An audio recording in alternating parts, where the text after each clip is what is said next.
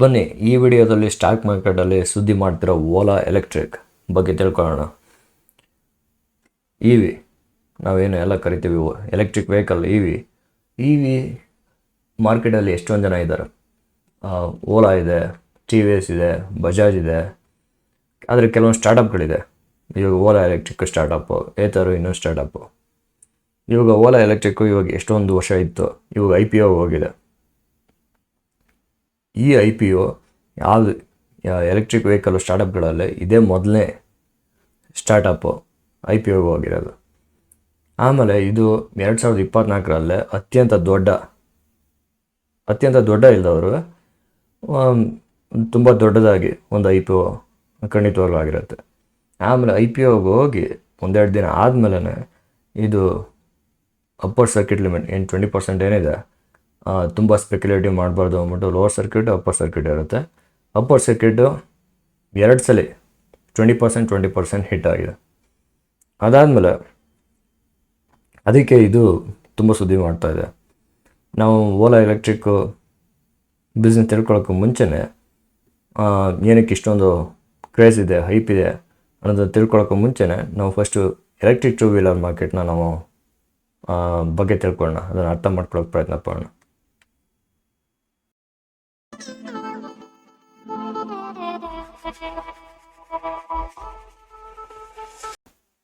Market share ನೋಡೋದಾದರೆ 60% of the market share, 60% ಅಷ್ಟು ಬರೀ ಟಾಪ್ 3 ಪ್ಲೇಯರ್ಸ್ ಅಷ್ಟೇ ಕೈಲೇ ಇದೆ. ಓಲಾ ಹತ್ರ 33%, T V S 20%, Ather 11%, Bajaj 10%, Ampere 7% ಮತ್ತು ಉಳಿದವ್ರ ಹತ್ರ 19% ಇದೆ. ಮತ್ತು ಇದು ಮುಂದಕ್ಕೆ ನಾವು ಕಾದು ನೋಡಬೇಕು, ಇದು ಮಾರ್ಕೆಟು ಹೇಗಿರುತ್ತೆ ಅಂತ.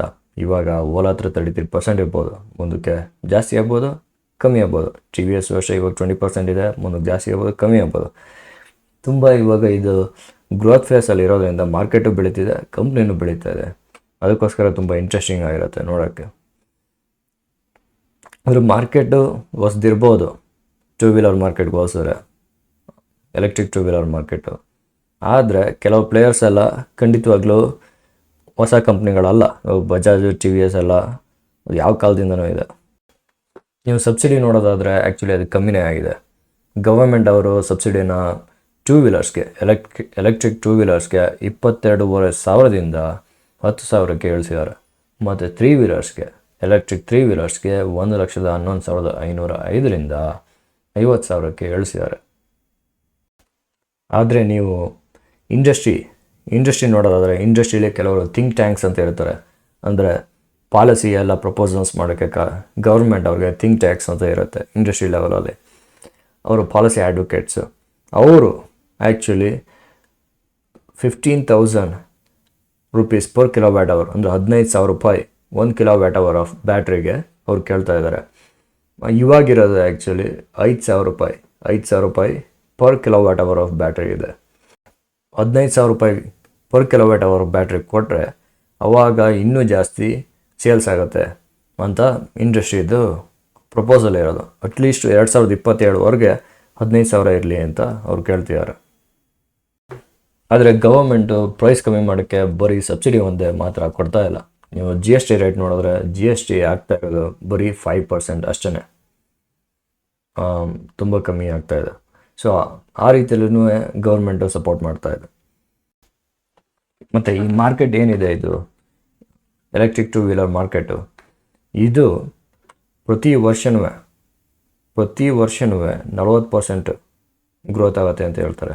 CAGR of 40%. ಎಲ್ಲಿ ತನಕ 2031 ತನಕನೂ ಪ್ರತಿ ವರ್ಷ 40% ಗ್ರೋತ್ ಆಗುತ್ತೆ ಅಂತ ಹೇಳ್ತಾರೆ. ಅಂತಂದರೆ ಈ ವರ್ಷ 100 ರೂಪಾಯಿ ಇತ್ತು ಅಂದರೆ ನೆಕ್ಸ್ಟ್ ವರ್ಷ 140, ಅದ್ರ ನೆಕ್ಸ್ಟ್ ವರ್ಷ 196. ಅಂದರೆ 2 ವರ್ಷಕ್ಕೊಂದ್ಸಲಿ ಅದು ಡಬಲ್ ಆಗ್ತಾ ಹೋಗುತ್ತೆ ಮಾರ್ಕೆಟು ಅಂತ ಹೇಳೋದು. 2 ವರ್ಷಕ್ಕೊಂದ್ಸಲಿ ಡಬಲ್ ಆಗುತ್ತೆ ಅಂತ. ಆ ಥರ 2031ವರೆಗೆ ಇನ್ನೂ 7 ವರ್ಷ ಇದೆ. ನನಗೆ ಅಷ್ಟೊಂದು ನಂಬಿಕೆ ಇಲ್ಲ ಇದು ಪ್ರತಿ ವರ್ಷ 40% ಗ್ರೋತ್ ಆಗುತ್ತೆ ಅಂತಂದರೆ. ಇದು ಆ್ಯಾವ್ರೇಜ್ ಇರ್ಬೋದು, ಅಂದರೆ ಶುರುವಲ್ಲಿ 40ಕ್ಕಿಂತ ಜಾಸ್ತಿ ಇರ್ಬೋದು, 70%, 80% ಇರ್ಬೋದು. ಆಮೇಲೆ 2031ಕ್ಕೆ 25 ಹಂಗೆ ಬರ್ಬೋದು. ಆ್ಯಾವ್ರೇಜು 40% ಅಂತ ಹೇಳಿರ್ಬೋದು. ಆದ್ರೂ 2031ಕ್ಕೆ ನೀವು 40% ಆ್ಯಾವ್ರೇಜ್ ರೇಟಲ್ಲಿ ಗ್ರೋತ್ ಆಗುತ್ತೆ ಅಂದರೆ ನಂಗೆ ನಂಬೋದು ತುಂಬ ಕಷ್ಟ ಇದೆ.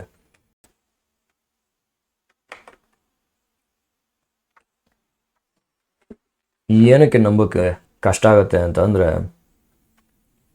ಸಬ್ಸಿಡಿ ಕಮ್ಮಿ ಆಗಿದೆ, ಸಬ್ಸಿಡಿ ಜಾಸ್ತಿ ಕೇಳ್ತಿದ್ದಾರೆ, 15,000 1 kWh ಕೇಳ್ತಿದ್ದಾರೆ.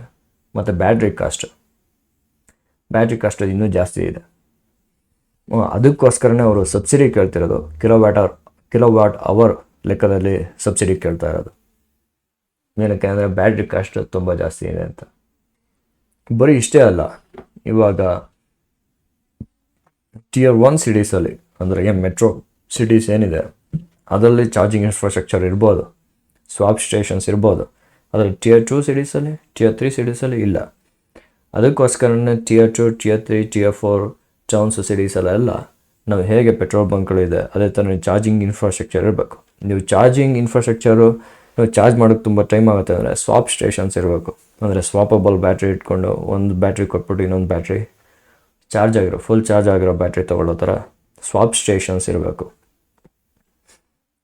ಆವಾಗ ನಂಗೆ ಅನ್ಸಂಗೆ 40% ಗ್ರೋತ್ ರೇಟ್ ಏನಿದೆ ಅದನ್ನು ನಾನು ಖಂಡಿತವಾಗ್ಲೂ ನಂಬೋದು. ಅದಕ್ಕೆ 2031ವರೆಗೆ ಇದು ಗ್ರೋತ್ ಮಾರ್ಕೆಟ್ ಫುಲ್ ಗ್ರೋತ್ ಆಗದವ್ರು ಖಂಡಿತವಾಗ್ಲೂ ಒಂದು 5 ವರ್ಷ ಲೇಟ್ ಆಗ್ಬೋದು, 10 ವರ್ಷ ಲೇಟ್ ಆಗ್ಬೋದು, 2041 ಫುಲ್ ಗ್ರೋತ್ ಆಗ್ಬೋದು ಅಂತ ಅನಿಸುತ್ತೆ.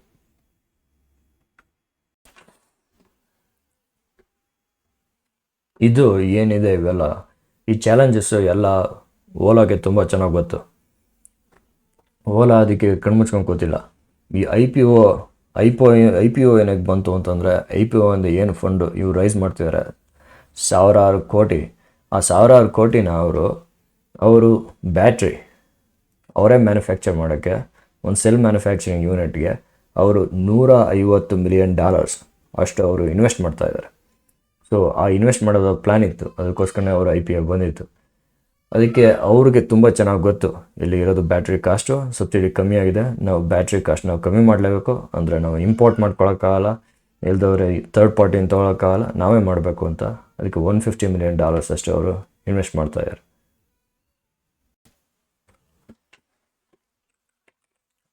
ಆದರೆ ನೀವು ಕೇಳ್ಬೋದು ಓಲಾ ಲಾಸ್ ಮಾಡ್ತಾಯಿದೆ ಅಂತ, ಪ್ರಾಫಿಟೇ ಮಾಡಿಲ್ಲ ಇದುವರೆಗೆ ಅಂತ. ಅದು 100% ನಿಜ. ಆಮೇಲೆ ಅಷ್ಟೇ ಅಲ್ಲ, ಕೆಲವರು ಹೇಳ್ತಾರೆ ಇದು ಪ್ರಾಫಿಟ್ ಮಾಡಬೇಕು ಅಂತಂದರೆ ಇನ್ನೂ 2-3 ವರ್ಷ ಇದೆ ಅಂತ. ಆದರೆ ಇವಾಗ ಅವರು ಗ್ರೋತ್ ಫೇಸಲ್ಲಿ ಇರೋದ್ರಿಂದ ಅವರು ಒಂದ್ಸಲಿ ಬೆಳೆದು ಮಾರ್ಕೆಟ್ ಕ್ಯಾಪ್ಚರ್ ಮಾಡಿದ್ಮೇಲೆ ಅವ್ರು ಪ್ರಾಫಿಟ್ ಮಾಡ್ಬೋದು ಅಂತ ಲೆಕ್ಕಾಚಾರ ಇರೋದು. ಅದನ್ನು ನೋಡೋಣ.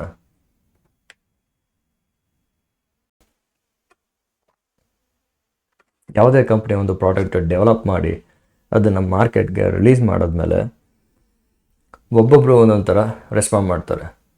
ನೀವು ನೋಡಿರ್ಬೋದು, ಒಂದು ಫೋನು ರಿಲೀಸ್ ಮಾರ್ಕೆಟ್ಗೆ ಬಂತು ಅಂತಂದರೆ ಕಾಲೇಜ್ ಹುಡುಗಿರು ಅದನ್ನು ಜಾಸ್ತಿ ನಾಳೆ ಬೆಳಗ್ಗೆನೇ ತೊಗೋಬೋದು.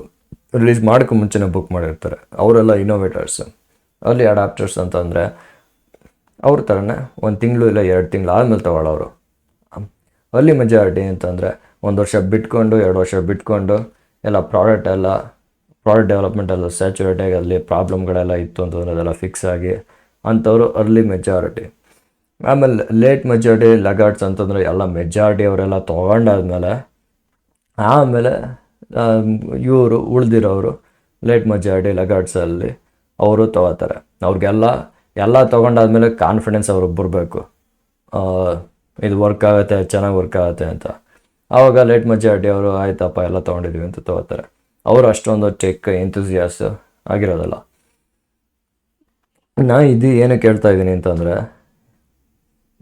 ಮಾರ್ಕೆಟ್ ಪೆನೆಟ್ರೇಷನು, ಅಂದರೆ ಇವಾಗ ಎಷ್ಟು ಮಾರ್ಕೆಟ್ ಗ್ರೋತ್ ಆಗಿದೆ, ಎಷ್ಟು ಇವಾಗ ಮಾರ್ಕೆಟ್ ಇನೋವೇಟರ್ಸಲ್ಲಿ ಇದೆಯಾ, ಇಲ್ಲ ಅಲ್ಲೇ ಅಡಾಪ್ಟರ್ಸಲ್ಲಿ ಇದೆಯಾ, ಇಲ್ಲ ಅರ್ಲಿ ಮೆಜಾರಿಟಿಯಲ್ಲಿ ಇದೆಯಾ ಅಂತ ನಾವು ತಿಳ್ಕೊಳ್ಳೋದು ತುಂಬ ಮುಖ್ಯ ಆಗಿರುತ್ತೆ.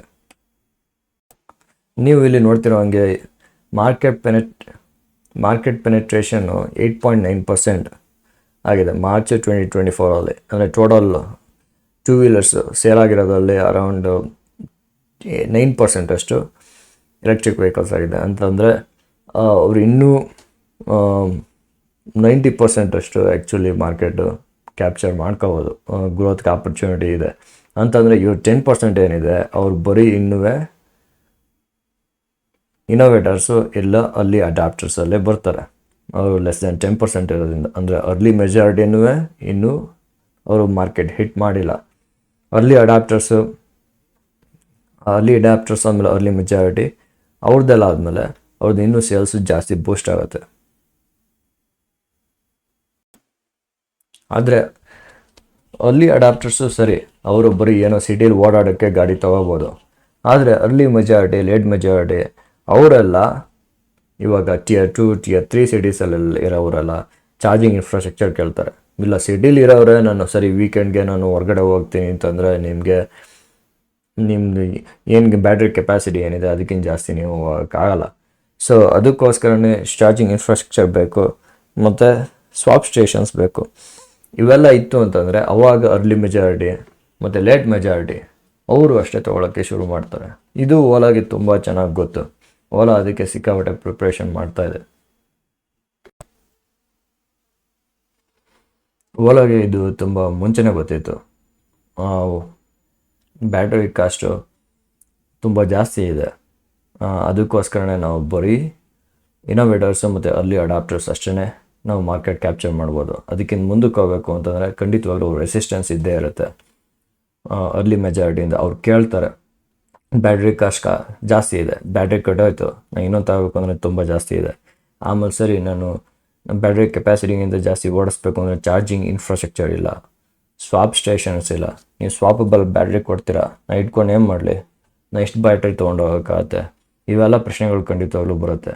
ಅದು ಎಲ್ಲದಕ್ಕೂ ಓಲಾ ನಾನು ಉತ್ತರ ಕೊಡಲೇಬೇಕು ಅಂತ ಅದು ತುಂಬಾ ಪ್ರಿಪೇರ್ ಆಗ್ತಾಯಿತ್ತು.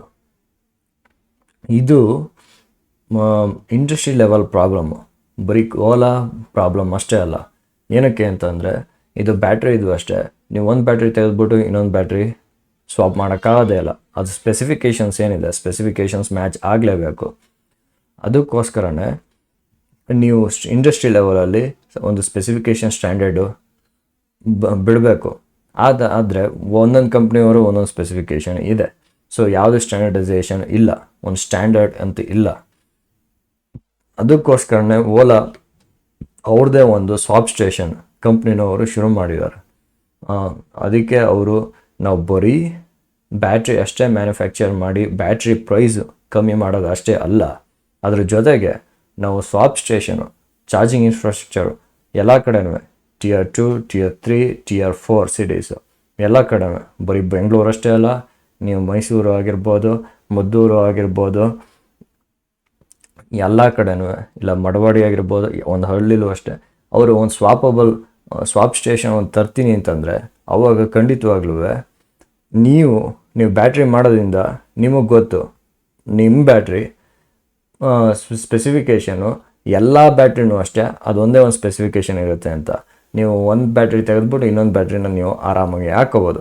ಆಮೇಲೆ ನೀವು ಬ್ಯಾಟ್ರಿ ಅಷ್ಟೇ ಮ್ಯಾನುಫ್ಯಾಕ್ಚರ್ ಮಾಡ್ತೀರಾ, ಸ್ವಾಪ್ ಸ್ಟೇಷನು ಇರೋದ್ರಿಂದ ನೀವು ಪೂರ್ತಿ ಎಕೋಸಿಸ್ಟಮ್ಮೇ ನಿಮ್ಮ ಕೈಲಿದೆ. ಸೊ ನಿಮಗೆ ಎಲ್ಲ ಕಂಪಿಟೇಟರ್ಸ್ಗಿಂತನೂ ಕನ್ಸ್ಯೂಮರು ಜಾಸ್ತಿ ಕಾನ್ಫಿಡೆನ್ಸಲ್ಲಿಂದ ಬಂದು ನಿಮ್ಮದು ಎಲೆಕ್ಟ್ರಿಕ್ ವೆಹಿಕಲ್ ಏನಿದೆ, 2 ವೀಲರ್ ಏನಿದೆ ಓಲಾದು, ಅದನ್ನು ತೊಗೊಳಕ್ಕೆ ಮುಂದಕ್ಕೆ ಜಾಸ್ತಿ ಬರ್ತಾರೆ. ನಿಮಗೆ ಏನಕ್ಕೆ ಕಾನ್ಫಿಡೆನ್ಸ್ ಬರುತ್ತೆ ಅಂತ ಅಂದರೆ, ನೀವು ಕಣ್ಣು ಮುಚ್ಕೊಂಡು ಓಲಾದು ಎಲೆಕ್ಟ್ರಿಕ್ 2 ವೀಲರ್ ನೀವು ತೊಗೋತೀರ.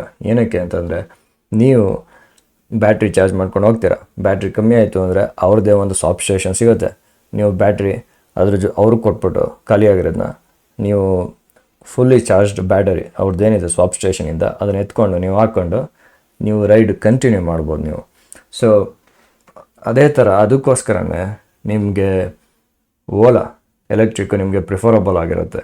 ಬೇರೆಯವ್ರ ಕಂಪ್ನಿಯವರು ಯಾರೂ ಅಷ್ಟೇ ಸ್ವಾಪ್ ಸ್ಟೇಷನು ಡೆವಲಪ್ ಮಾಡ್ತಿಲ್ಲ, ಇಲ್ಲ ಬ್ಯಾಟರಿ ಮ್ಯಾನುಫ್ಯಾಕ್ಚರಿಂಗು ಅಷ್ಟೇ ಇನ್ವೆಸ್ಟ್ ಮಾಡ್ತಾ ಇಲ್ಲ, ಬರೀ ಓಲಾ ಮಾಡ್ತಾ ಇರೋದು. ಆ ಕಾರಣಕ್ಕೋಸ್ಕರ ನಿಮ್ಮ ಬ್ಯಾಟ್ರಿನೂ ಅಷ್ಟೇ ಚೀಪಾಗಿ ಸಿಗುತ್ತೆ ಹೊರಟೋಯ್ತು ಅಂತಂದರೆ. ಅದ್ರ ಜೊತೆಗೆ ನೀವು ಬಿಟ್ಬಿಟ್ಟು ಊರಿಂದ ಹೊರಗಡೆ ಹೋಗ್ತೀನಿ ಅಂತಂದರೆ ನಿಮಗೆ ಅದೇ ಬ್ಯಾಟ್ರಿ ಸಿಗುತ್ತೆ ಸ್ವಾಪ್ ಮಾಡ್ಕೊಳ್ಳೋಕ್ಕೆ ಇಲ್ಲ ಚಾರ್ಜ್ ಮಾಡ್ಕೊಳ್ಳೋಕ್ಕೆ. ಸೊ ಆ ಕಾರಣಕ್ಕೋಸ್ಕರ ನೀವು ಕಣ್ಣು ಮುಚ್ಕೊಂಡು ಓಲಾ ಎಲೆಕ್ಟ್ರಿಕ್ಕು ನೀವು ತಗೋತೀರ. ಮುಂದಕ್ಕೆ ಈ ಥರ ಎಲ್ಲ ಇದೆಲ್ಲ ಕೂತ್ಕೊಂಡಿರೋದು ಬ್ಯಾಟ್ರಿ ಪ್ರೈಸು ಕಮ್ಮಿ ಆದರೆ. ಬ್ಯಾಟ್ರಿ ಪ್ರೈಸ್ ಕಮ್ಮಿ ಆಯಿತು ಅಂತಂದರೆ ನೀವು ಎಲ್ಲ ಕಡೆನೂ ಸಾಫ್ಟ್ ಸ್ಟೇಷನ್ಸು ಕಮ್ಮಿ ರೇಟಲ್ಲೇ ನೀವು ಸೆಟಪ್ ಮಾಡ್ಬೋದು. ಇಲ್ಲ ಅಂತಂದರೆ ಬ್ಯಾಟ್ರಿ ಪ್ರೈಸು ಜಾಸ್ತಿನೇ ಇತ್ತು ಅಂತಂದರೆ ಅವರೇ ಮ್ಯಾನುಫ್ಯಾಕ್ಚರ್ ಮಾಡಿದ್ರು ಸಾಫ್ಟ್ ಸ್ಟೇಷನ್ ಸೆಟಪ್ ಮಾಡೋದು ಕಷ್ಟ ಆಗುತ್ತೆ. ಆದರೆ ಅವರೇ ಮ್ಯಾನುಫ್ಯಾಕ್ಚರ್ ಮಾಡೋದ್ರಿಂದ R&Dಗೆಲ್ಲ ಇನ್ವೆಸ್ಟ್ ಮಾಡಿ 5 ವರ್ಷ ಆಗಲಿ 10 ವರ್ಷ ಆಗಲಿ ಬ್ಯಾಟ್ರಿ ಪ್ರೈಸು ಅವ್ರು ಖಂಡಿತವಾಗ್ಲೂ ಕಮ್ಮಿ ಮಾಡಿಸ್ತಾರೆ. ಅದ್ರ ಜೊತೆಗೆ ಅವರು ಸಾಫ್ಟ್ ಸ್ಟೇಷನ್ ಅಷ್ಟೇ ಎಲ್ಲ ಕಡೆನೂ ಸೆಟಪ್ ಮಾಡೋದ್ರಿಂದ ಅವರು ಮಾರ್ಕೆಟ್ ಲೀಡರ್ ಆಗೋದ್ರಲ್ಲಿ ಎರಡು ಸಂಶಯ ಇಲ್ಲ. ಅದಕ್ಕೋಸ್ಕರನೇ ಓಲಾದು ತುಂಬ ದೊಡ್ಡ ಕನಸು ಇಟ್ಕೊಂಡು ಅವ್ರು ಹೆಜ್ಜೆ ಆಗ್ತಾ ಇದ್ದಾರೆ. ಆ ಕನಸು ಎಷ್ಟು ದೊಡ್ಡ ಮಟ್ಟಕ್ಕಿದೆ ಅಂತ ಬೇರೆ ಕಾಂಪಿಟೇಟರ್ಸ್ಗೆ ಚೂರು ಐಡಿಯಾ ಇಲ್ಲ. ಅದಕ್ಕೋಸ್ಕರನೇ ಓಲಾ ತುಂಬ ದೊಡ್ಡ ಮಟ್ಟಕ್ಕೆ ಬೆಳೀಲಿಕ್ಕೆ ಅವಕಾಶ ಇದೆ.